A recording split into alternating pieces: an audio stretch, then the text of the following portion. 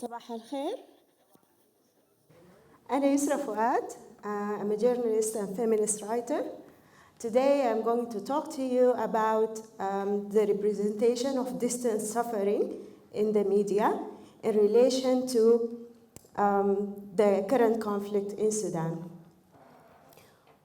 Over the years, I heard a lot of frustration from friends, colleagues, about why Sudan news doesn't make it to international headlines. We have a great revolution. We had, unfortunately, multiple genocides happening in the past few decades. We have the people thrive and struggle for freedom, peace, and justice every now and then, but we never make it to international news. So the question was, is it because of lack of information? But social media and digital technologies made it very possible for citizens, local journalists, freelancers to tell their own stories and the realities in their world. I believe media studies have the answer to this.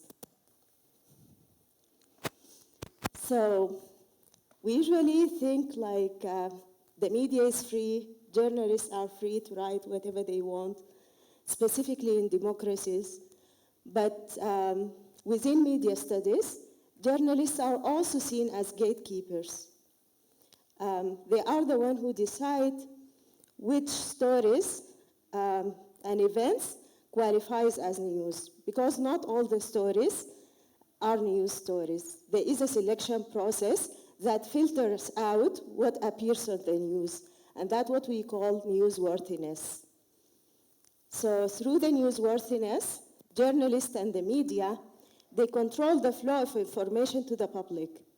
And that affects the audience ability to know, care, and decide how they want to react to those events. When the war broke in Khartoum, where I used to live, I had many neighbors, family members, and some of the friends saying like, we have never endured such thing in Sudan. We have never seen such a conflict in Sudan. And for me, like, are you serious? Because Sudan has been going through conflicts for so many decades since its independence. So why it was a surprise? That was because the Sudanese mainstream media controlled the flow of information about what is happening in those areas to the rest of the people in Sudan. So they didn't know because it wasn't on the news. But in December 2018, there was a brief moment in which a breakthrough in this gatekeeping happened. The authorities arrested Darfur students in Khartoum, tortured them, accused them of inciting riots, and recorded them confessing to this on national TV. When that happened, it started a huge outrage across Sudan, and the people in northern and central Sudan started to march and chant, "Oh, conceited racist, the whole country is Darfur." So, gatekeeping power at that moment was stripped from the Sudanese mainstream media, because people, they are no longer trust these institutions. And there is abundance of information flowing from independent journalists, from average citizens. People started to go back and check on all the previous coverage, what happened like literally 20 years ago in those regions. And they started to sympathize. It was a moment of solidarity, unity, and compassion. So, and that also leads us to the news values theory of Galton and Rouge. So Galton and Rouge decided or specified that there is a certain cumulative criteria for news or stories or events to be newsworthy. First, the immediacy and the urgency of an event make it more newsworthy than a gradual developing event. And I think we have seen this, like on April 15th of last year, if you open any TV channel or any online platform, like newspapers, for those still using newspapers, you'd see, like on the first page, on the first top news, it's the news about Sudan as they develop and the conflict in Khartoum and other areas. But as the conflict gradually continues and develops, it's lost its news values. There is also the element of drama. So the more dramatic event is more newsworthy. And this is what they called it amplitude. So can we compete with a whole Libyan city being wiped out by floods? Can we compete with parachute attacks against Israel? I don't think so. There is also the element of the simplicity of the news itself or the event itself. So an event that fits into one dimension, it's more likely to be newsworthy. So if there is ability to use like dichotomies, like right, wrong, victim and perpetrator, that's very simple. It will make it immediately to the news hour. But in complex events, there is lesser chance. And here I would like to give the example of the coverage of Darfur genocide in Western media.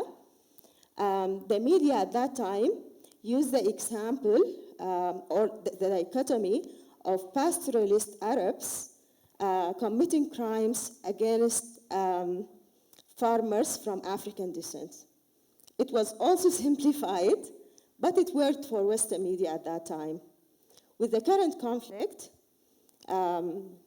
that's happening across Sudan, this dichotomy and this framing no longer works. Like how international media are going to report on the RSF atrocities against people in Khartoum, Al Jazeera, and Sinnar, while both the perpetrator and the victim, they are of kind of similar ethnic backgrounds. And they literally have the same skin color and features. So do we expect a conflict with such complexity make it to the news hour? I don't think so, unless we really do our exercise and conflict analysis and everything else, and also change the dynamic of how the media industry works. There is also the element of cultural proximity. Sudan has been a close country for many, many decades to nationals from other countries. And usually people react to stories and events that relates to them or happening in places they know. So when the Egyptian revolution happened, like I don't want to say everyone in the world, but most of the people in the world know about Egypt because of the pyramids. When the recent protest happened in Kenya, people were also following because Kenya is a kind of a regional hub. It's very famous for its safaris and wildlife. So people are concerned, they want to know what is happening in this country.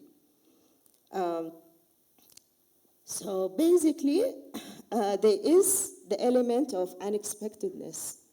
Like a story like the explosion of the port of Beirut, this is definitely a newsworthy story. In addition to its tragedy, of course, it's completely unexpected, so something that worth be on the news. There is the element of predictability. So usually, audience react more to stories on the events that fits their perception about certain things, stereotypes, ideas about certain place. And here, I would like to ask you a question. Do you remember this photo?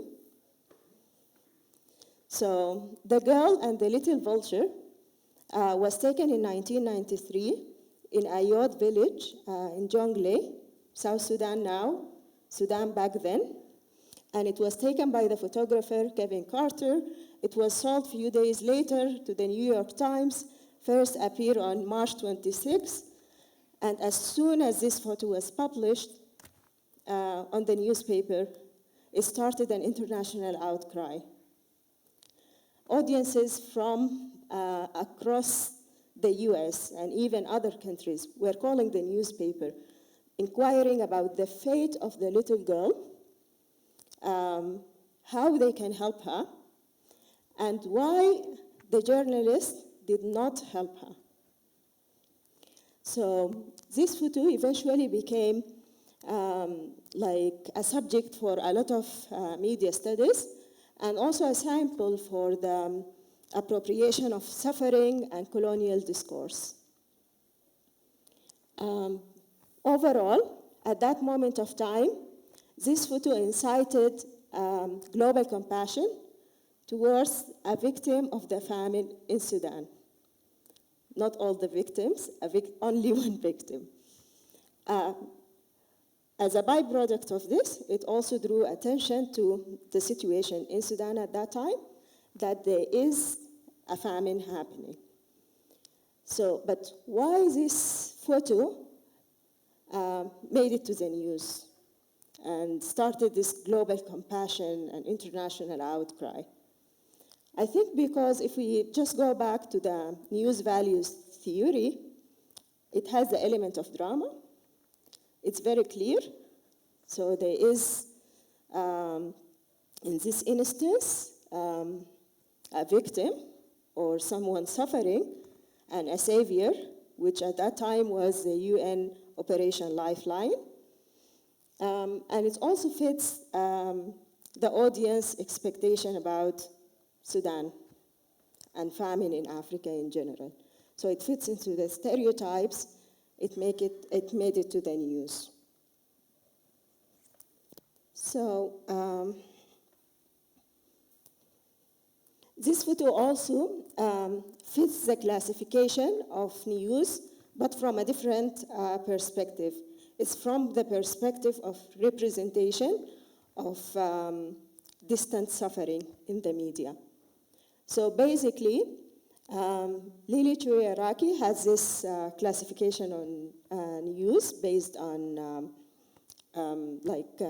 distant suffering, and this fits the category of emergency news because it incites pity in the people, in the receiver or in the audience, and a sense that they need to act to end the suffering.